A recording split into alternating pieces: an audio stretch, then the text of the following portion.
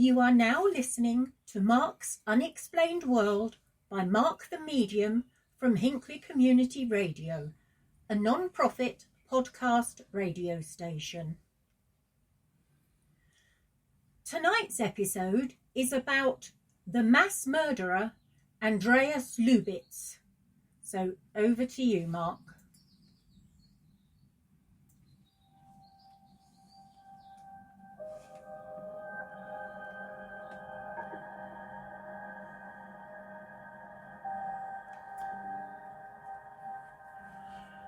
Germanwings Flight 9525 was a scheduled international passenger flight travelling from Barcelona El Prat Airport in Spain to Düsseldorf Airport in Germany.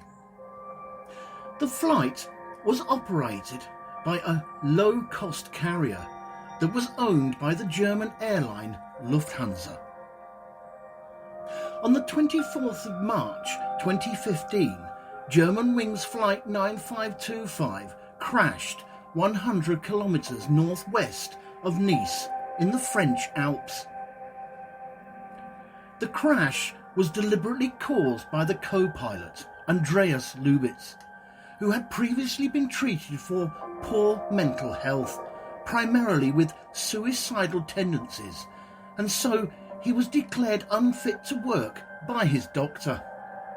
However, Andreas Lubitz kept this information from his employer and instead reported for duty in the usual way.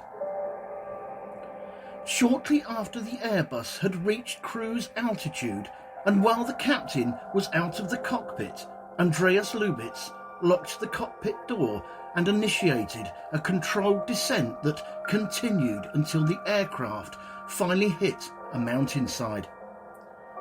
All 144 passengers and all 6 crew members were killed instantly. Greetings, Unexplainers. Thank you for tuning in again and listening to the paranormal world's answer to dark matter that is Mark's Unexplained World. My name is Mark Hughes.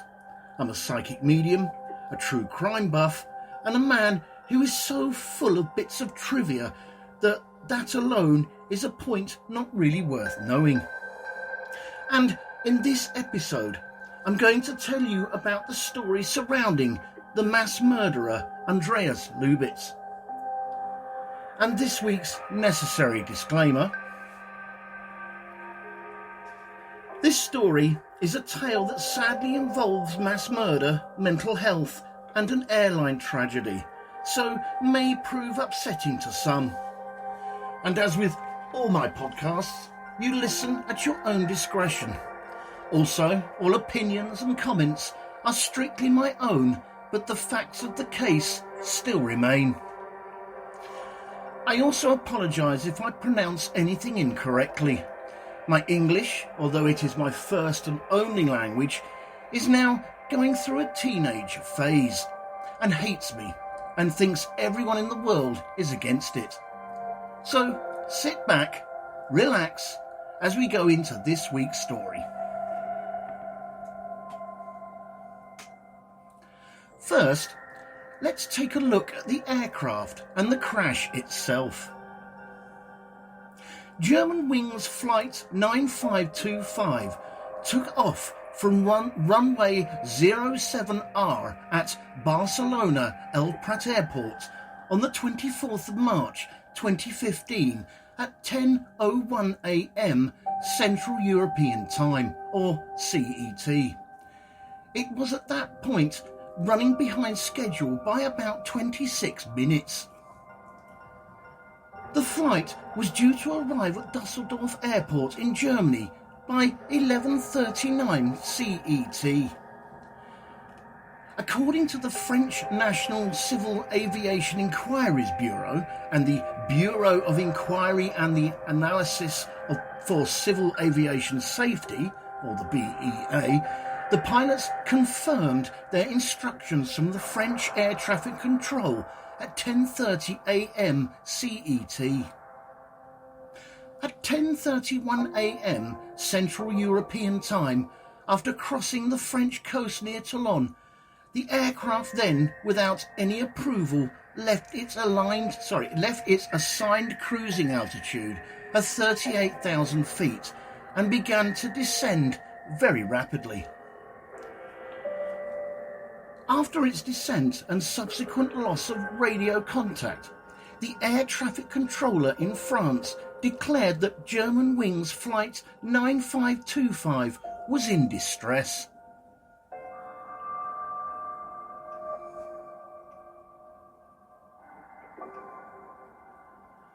The radar observed an average descent rate of around 3,400 feet per minute, meaning that the descent time from 38,000 feet was only about 10 minutes. Any attempts by the French air traffic control to contact Germanwings Flight 9525 on the assigned radio frequency were answered with nothing but breathing from Andreas Lubitz and static. It was then decided by the French air traffic control that a French military Mirage jet would scramble from the Orange Carata airbase to intercept the craft. On a quick, interesting side note, the French military Mirage jet, or the Dassault Mirage 2000, is a French multi-role single-engine fourth-generation jet fighter manufactured by Dassault Aviation. Over 600 of the aircraft were built, and it has since been in service with 9 nations. And the Orange Carata The Orange Carata Air Base is a French Air and Space Force base in Vaucluse in France. It is equipped with 1 runway and was named after Maurice Desains, I think that's right, a French Soviet aircraft pilot. It is located 5 kilometres, or 3 miles, east of Orange, a commune in the Vaucluse department of the French Alps Côte d'Azur region in France.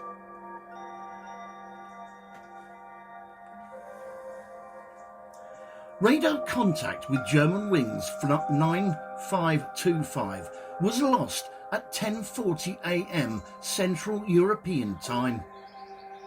At the time of the lost contact, Flight 9525 had descended to 6,175 feet, eventually crashing into the remote commune of Pros-Melon, about 100 kilometres, that's 62 miles, northwest of Nice. A seismological station that usually carries out the study of earthquakes with the Seismalp network at the Grenoble Observatory for Sciences of the Universe, which is located 7.5 miles from the crash site, recorded the seismic event, determining the impact time as 10:41:05 a.m. Central European Time.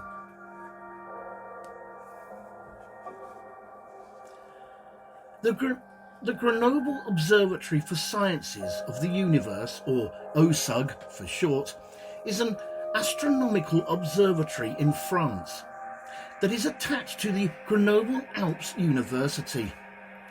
OSUG engages in scientific studies related to all aspects of the universe, the Earth, and environmental systems. The USUG federates 1,100 members in 6 separate research units. 5 of them are associated research teams and 2 of them are joint service units that are mostly located on the Saint Martin de Hères campus near Grenoble. The Grenoble Observatory for Sciences of the Universe was created on the 26th of November in 1985 by governmental decree. The crash site was within the Massif des Trois Aviches, which is located 3 kilometres east of the settlement, La Vernay, and beyond the road of the Col de Moriad in an area known as Ravin de Rose. Flight 9525 crashed on the southern side of the Tête du Traverse, which is a minor peak in the lower western slopes of the Tête de l'Estrop, at an elevation of 1,550 metres. The aircraft was travelling at 380 knots or 435 miles per hour when it crashed into the mountainside. The site was only about 10 kilometres west of Mount Caimet, where Air France Flight 178 crashed on the 1st of September back in 1953. And on an interesting side note, on the 1st of September 1953, an Air France Lockheed L749 Constellation flight registered in France as F-BAZZ Flying Flight 178 crashed into the Pelat Massif in the French Alps near Barcelona on the first stage of its flight between Orly Airport and Nice Airport. All 42 people on board were killed, which was made up of 9 crew and 33 passengers. Amongst the passengers that died included the French violinist Jacques Thibault and the French pianist René Herbin.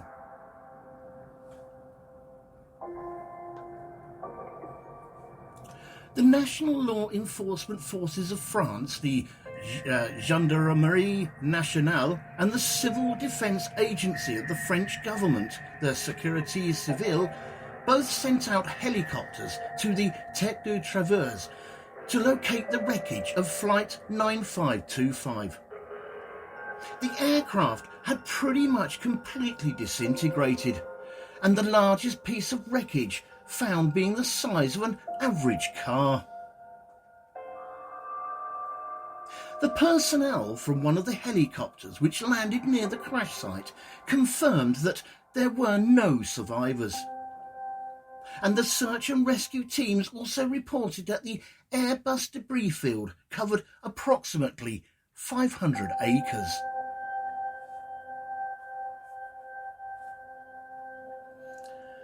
After this first short break, in part 2, we will look at some of Andrea Lubitz's background and a few more details regarding the crash site.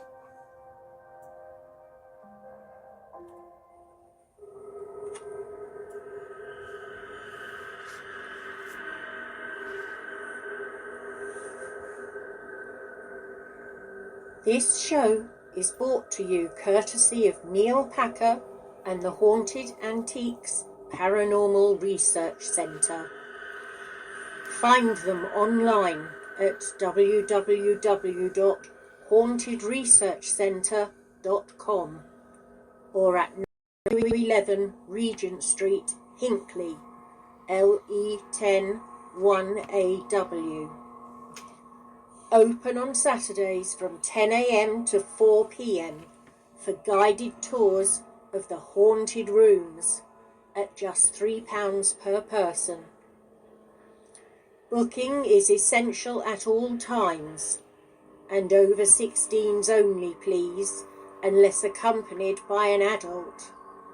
The haunted rooms are extremely haunted, and paranormal activity could and has taken place at any time. Some areas and particular objects or items can be quite scary and unnerving. Membership is available for £25 to qualify for selective offers.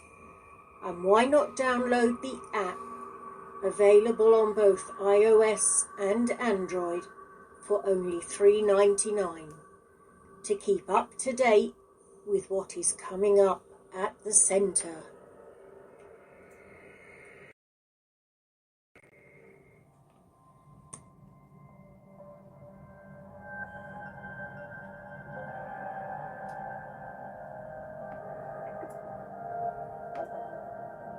Andreas Lubitz was a young co-pilot who was born on the 18th of December 1987.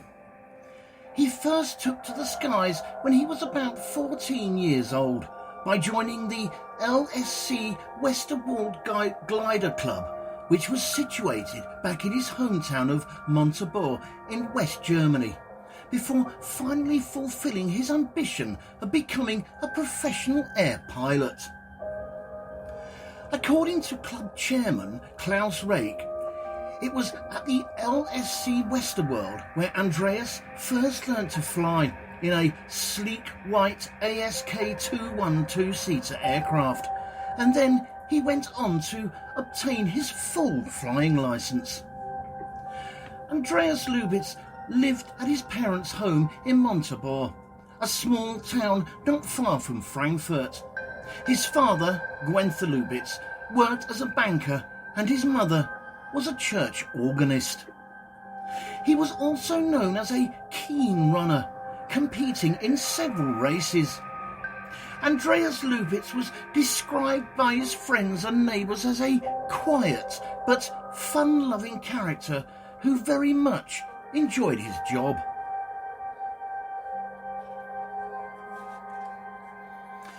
In 2007, at about the age of 20, he graduated from high school and was accepted as a Lufthansa trainee pilot the following year, enrolling at the company's training school in Bremen, Germany.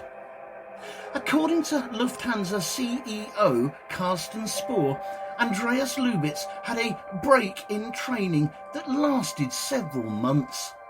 However, Carsten Spohr refused to disclose the reason for this break in training and added that Andreas Lubitz was suitably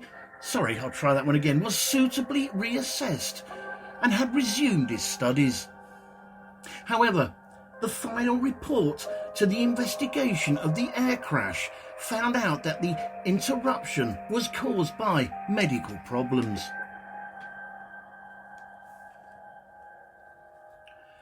It was found that during his treatment he suffered a serious depressive episode and went on to receive treatment for it for about a year and a half. During his depressive episode, it was found that he had considered suicide, but, however, after a time, he was eventually declared healthy and fit for work. His doctor recommended that he needed a special regular medical inspection and that his medical certificates would only be valid for a maximum of 1 year at a time. All notifications of Andreas Lubitz's medical problems were added to both his aviation authority file as well as to his pilot's license records. Andreas Lubitz returned to the Lufthansa school in the August of 2009. He then moved to the United States in the November of 2010 to continue his training at the Lufthansa Airline Training Center in Goodyear, Arizona. From June in 2011 to the December of 2013, Andreas Lubitz joined Lufthansa's low-budget airline, Germanwings, initially working as a flight attendant before starting his role as a co-pilot. His duties at the time would have included communicating with air traffic controllers, monitoring instruments, and sharing control of the aircraft with the captain. One of his other duties would have included being expected to steer the plane during the pilot's breaks or if they became ill.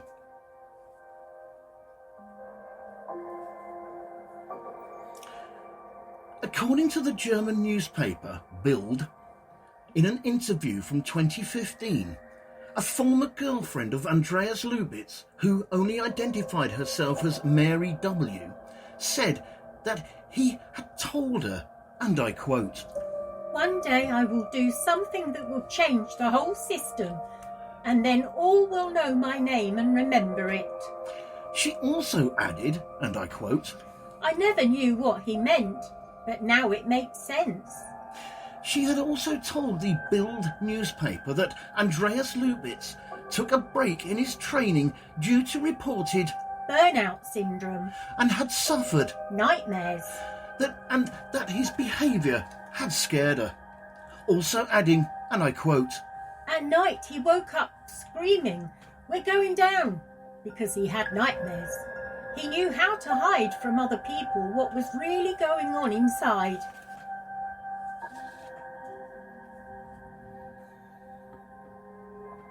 In the autumn of 2014, Andreas Lubitz returned to the LSC Westerwald Glider Club to renew his glider's licence. Fellow glider club member Klaus Reid told the press that he had seen Lubitz the day he returned to the club. Klaus Reid also said, and I quote, "He seemed very enthusiastic about his career. I can't remember anything where something wasn't right." Another member of the glider club, a long-time member, was a Peter Rucker, who also insisted that Lubitz seemed very happy during their last club meeting. Peter Rucker said, and I quote, "I'm just speechless." He continued, "I don't have any explanation for this. Knowing Andreas, this is just inconceivable for me." A German criminal investigation into the crash concluded in the January of 2016 that Andreas Lubitz bore sole responsibility for the crashing of the Germanwings flight jet 9525 in the March of 2015. On the Airbus final flight, it was carrying 144 passengers and 6 crew, 2 pilots and 4 cabin crew members from at least 18 different countries, with most of them being from Germany and Spain. However, the count was confused by the multiple citizenship status of some of the passengers.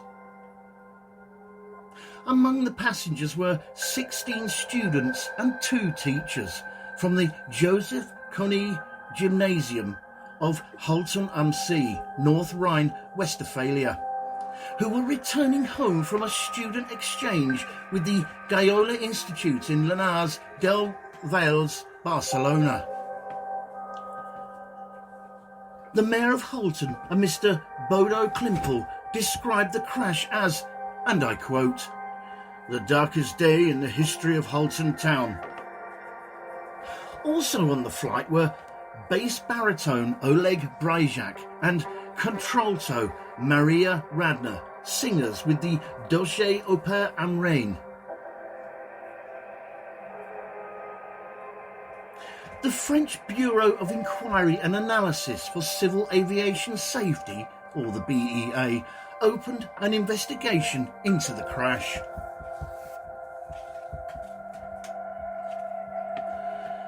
It was also joined by its German counterpart, the Federal Bureau of Aircraft Accident Investigation, or the BFU. The BEA investigation was led by an Arnold Desjardins and was assisted by the United States Federal Bureau of Investigation, or, you guessed it, the FBI. Hours after the crash, the French BEA sent 7 investigators to the site, and these investigators were in turn accompanied by representatives from both Airbus and CFM International. And on an interesting side note, CFM International is an aircraft engine manufacturer based in Cincinnati, US. The company is a joint venture between GE Aerospace and Safran Aircraft Engines, who were formerly known as Snecma. It was originally formed to build and support the CFM56 series of turbofan engines. The company is a large supplier of commercial aircraft engines, delivering to date more than 37,500 of its engines to more than 570 operators. As of 2019, it holds 39% of the world's commercial aircraft engine market share.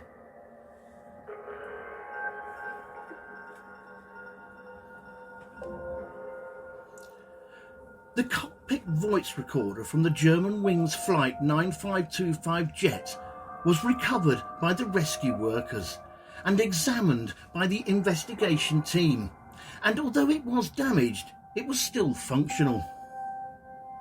The following week after the crash, Brice Robin, who was the government prosecutor based in Marseille, which is the prefecture of the French department of Bouches-du-Rhône, announced that the flight data recorder, or what used to be known as the black box, had been found, and although it had been blackened by the fire, it was still usable. Also, the investigators were able to isolate 150 sets of DNA, which were compared with the DNA of the victims' families. Just before we go into our second break, let's talk about the flight recorders in general.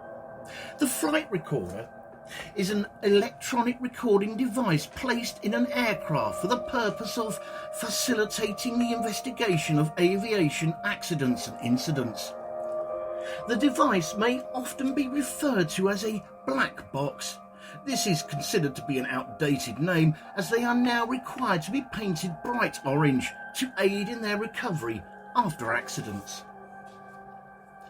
There are two types of flight recording devices. The flight data recorder, or the FDR, preserves the recent history of the flight through the recording of dozens of parameters collected several times per second. And the cockpit voice recorder, or the CVR, which preserves the recent history of the sounds in the cockpit, including the conversation of the pilots. The two devices are then combined into a single unit, and together the FDR and CVR objectively document the aircraft's flight history, which may assist in any later investigation.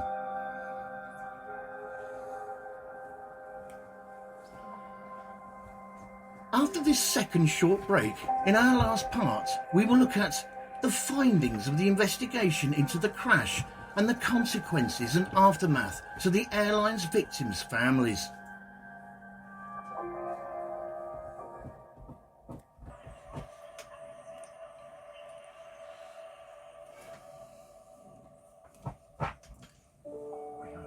Fright Nights was established in 1999 as the first company in the world to offer overnight ghost hunt experiences to the general public, pioneering paranormal events since the last century. Fright Nights operate at hundreds of the UK's most haunted and exclusive venues. All events have their own team of experienced paranormal investigators, mediums and psychics. They have a VIP members club for regular returning guests, offering loyalty discounts and exclusive invitation-only events. They can also host private events for your family and friends. You can contact them on 07 852 998 628 or email them at office@frightnights.co.uk, or take a look at their website at www.frightnights.co.uk, where you can see the many locations they investigate and learn about them and the opportunities they have available. Hundreds of ghost hunters join Fright Nights every month for the most thrilling ghost hunting experiences they'll never forget. If you haven't been on a ghost hunt before, then why not join them to see what it's all about? Why not visit their social media sites for up-to-date information on all the places they visit and to see what's coming up in the future? They look forward to seeing you all soon. Fright Nights Ghost Hunting Events. Remember, only the original will do.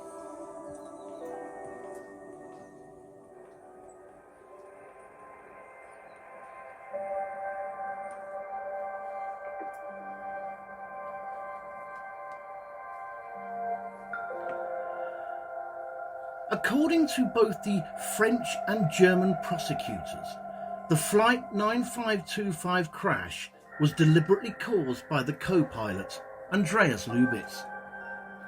The government prosecutor, Brice Robin, said that Lubitz was courteous to Captain Sodenheimer during the first part of the flight, then became curt when the captain began the mid-flight briefing on the planned landing at Düsseldorf Airport in Germany.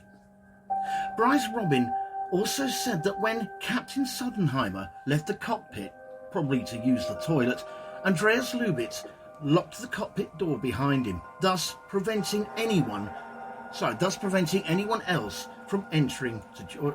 I'll try that one again, sorry.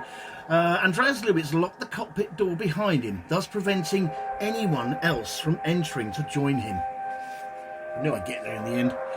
Captain Sodenheimer did have a code to unlock the door with the keypad, but the locked code panel was disabled by Andreas Lubitz from the cockpit controls inside.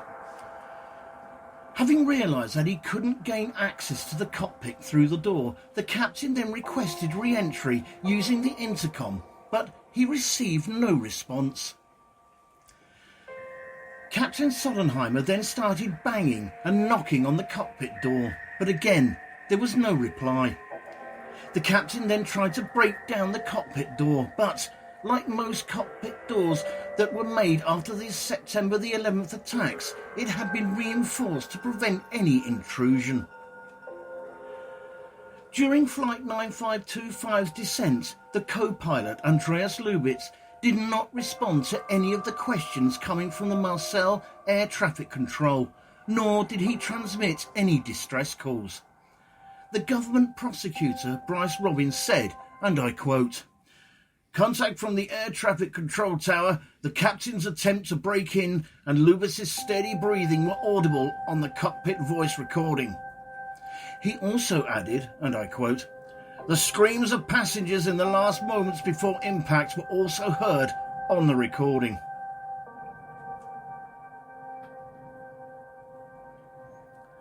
Three days after the crash, the German detectives searched Andreas Lubitz's Montabaur home and removed his computer along with various other items for testing.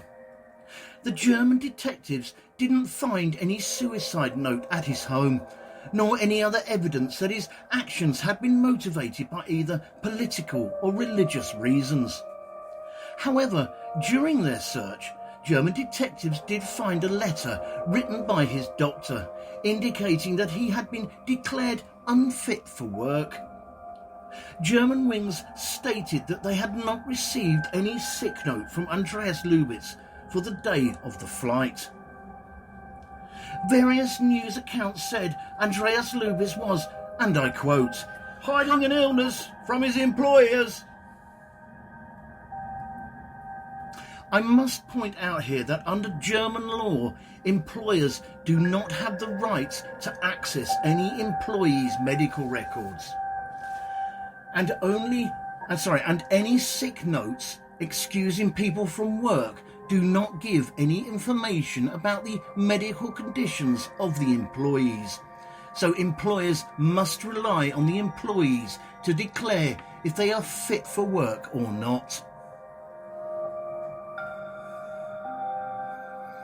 The following day, the German detectives again returned to and searched Andreas Lubitz's home, where they found concrete evidence that he was suffering from a psychosomatic illness and that he was also taking prescription drugs. And on a short but interesting side note, a psychosomatic illness is classed as a disease that involves both mind and body. It refers to physical symptoms that are caused or worsened by mental factors such as stress or anxiety. A psychosomatic illness is not imaginary or fake, but a real physical condition that has a psychological origin or influence, and thankfully more recognised in today's society.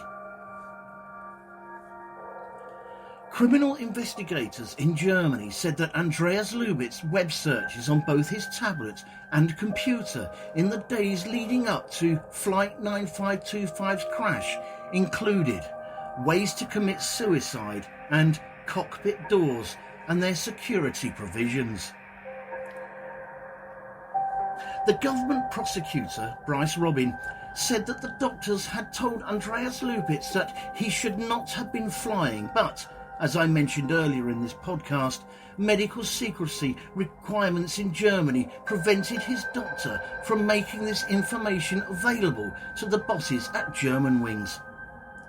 BEA investigator Arnold Desjardins said, and I quote, "Such secrecy should consider public safety first." The continuing investigation into Andreas Lubitz revealed that his treatment for suicidal tendencies prior to his training as a commercial pilot was due to the side effects of the treatment he was under for psychotic depression. For years, Andreas Lubitz had frequently been unable to sleep because of what he believed were vision problems.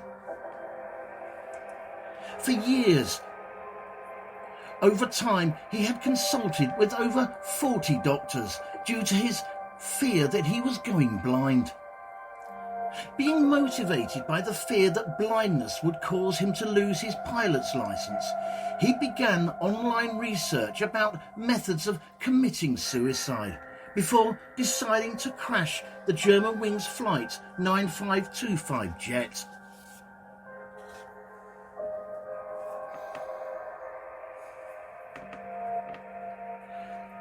After their initial analysis of the aircraft's flight data recorder, or black box, the BEA concluded that Andreas Lubitz had made flight control inputs that had led to the crash. First, he had set the autopilot to descend to 100 feet, or 30 metres, and then accelerated the speed of the descending 9525 jet several times afterwards. With mounting pressure on the airline to find out the results into what caused the crash, the BEA preliminary report was published just 6 weeks later on the 6th of May 2015. The report confirmed that the initial analysis of the aircraft's flight data recorder had revealed that during the earlier outbound flight of 9524, on which Andreas Lubitz was also acting as first officer from Dusseldorf Airport in Germany to Barcelona El Prat Airport in Spain, he had practiced setting the autopilot altitude dial to 100 feet several times while the captain was out of the cockpit. The BEA's final report into the crash was published on the 13th of March 2016. The report confirmed the findings that had been made in the preliminary report, and that concluded that Andreas Lubitz had deliberately crashed the Germanwings flight 9525 as a suicide. The report stated, and I quote, "The collision with the ground was due to the deliberate and planned action of the co-pilot, who decided to commit suicide while alone in the cockpit. The process for medical certification of pilots, in particular self-reporting in case of a decrease in medical fitness between two periodic medical evaluations, did not succeed in preventing the co-pilot, who was experiencing mental disorder with psychotic symptoms, from exercising the privilege of his license."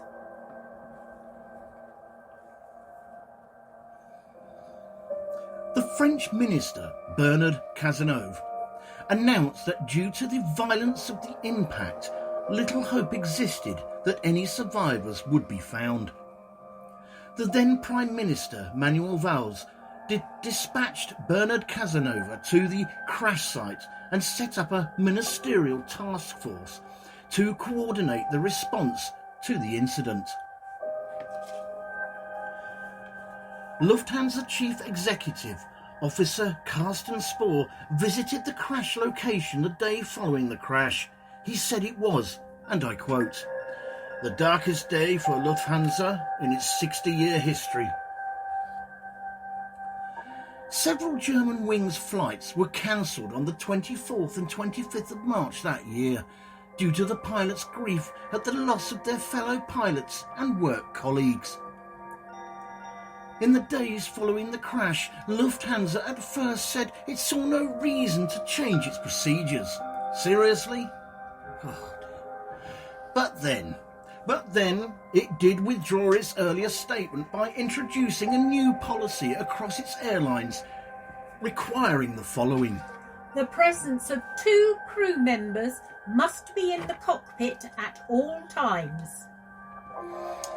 But by 2016, the European Union Aviation Safety Agency, or the EASA, stopped recommending the 2-person rule and instead advised airlines to perform a risk assessment and to decide for themselves whether to implement it or not. Talk about backtracking. Germanwings and other German airlines actually dropped the procedure in 2017.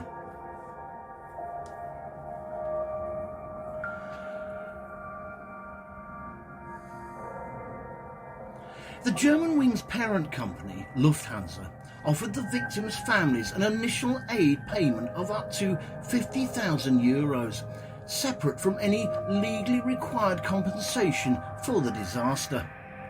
A professor of aviation law at the Technical University of Berlin, and Elmar Guimelia, quoted by the major German regional daily newspaper Rheinische Post, said he expected the airline would probably pay a total of between 10 to 30 million euros in compensation. The Montreal Convention, which is a convention for the unification of certain rules for international carriage by air, sets a per victim cap of €143,000 in the event that an airline is held liable unless negligence can be proven.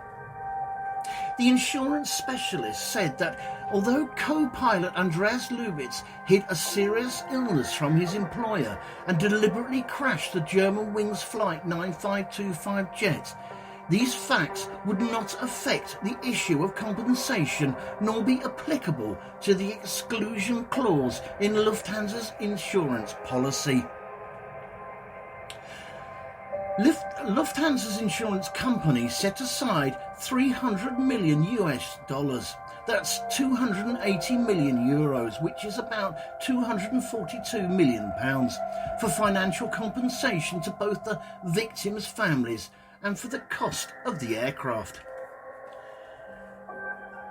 By 2017, Lufthansa Airlines had paid €75,000, that's about £65,000, to the family of every victim, as well as €10,000 for pain and suffering compensation to every close relative of one of the victims.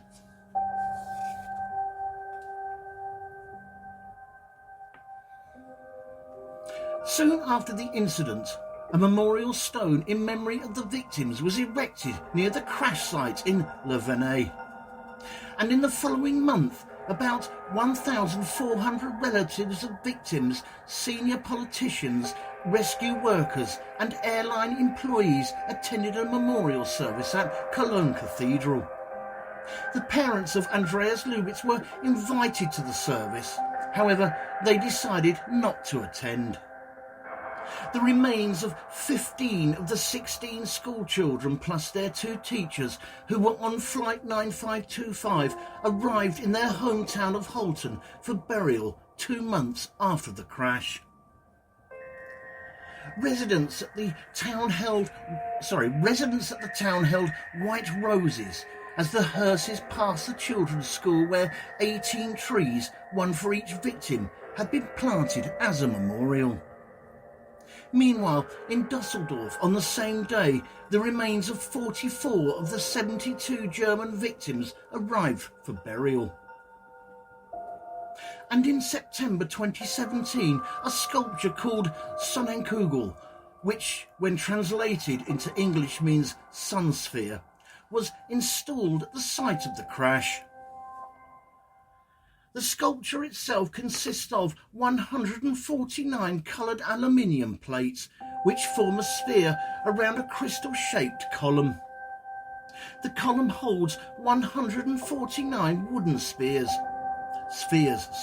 which in turn hold personal mementos provided by the family members of the victims.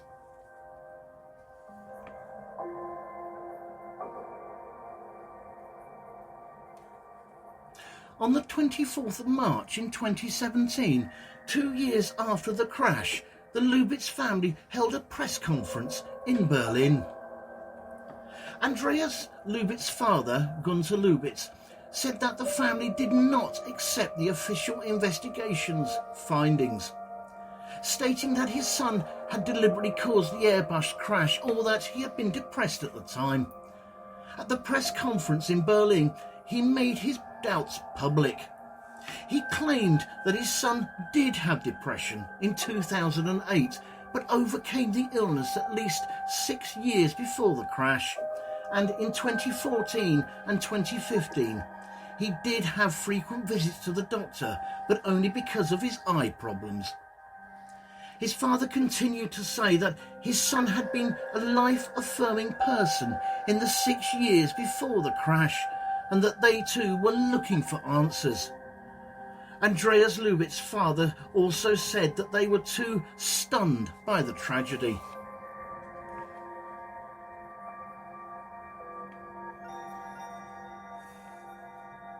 Aviation journalist Tim van Beveren published a report which asserted that Andreas Lubitz could have possibly fallen unconscious and that the cockpit door lock had malfunctioned on previous flights, and that potentially dangerous turbulence had been reported in the area on the same day that the Germanwings flight 9525 had crashed.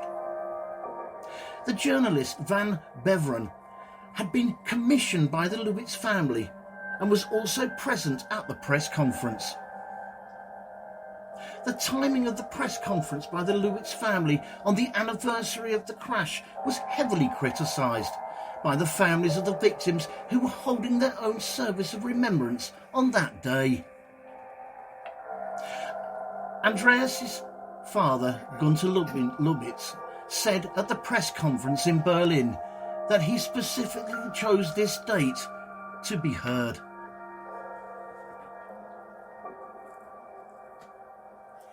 Thank you all for taking the time out to listen to this episode of Mark's Unexplained World. In our next episode, show 66, we are going to be looking at the Kozrev Mirror. A Kozrev mirror, in Russian esoteric literature from the 1990s, is a pseudo-scientific device made from long sheets of aluminium, sometimes from glass, or a reflecting mirror-like material, curled into a cylindrical spiral. It is alleged to focus different types of radiation, including that coming from biological objects, when those objects are placed inside it.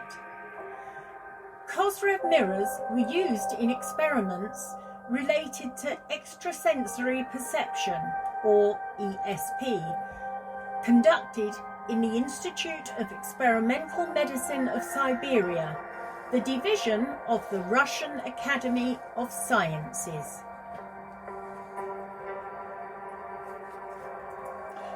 This show was written and researched by myself, Mark Hughes, and proofread and edited by Linda Hughes.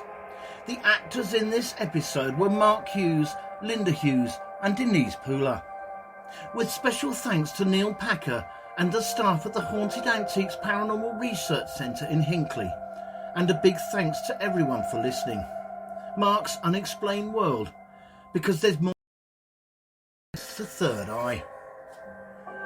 And remember guys, keep it real, because being real is better than being perfect. This show and all its contents are covered by the basic copyright of Mark the Medium.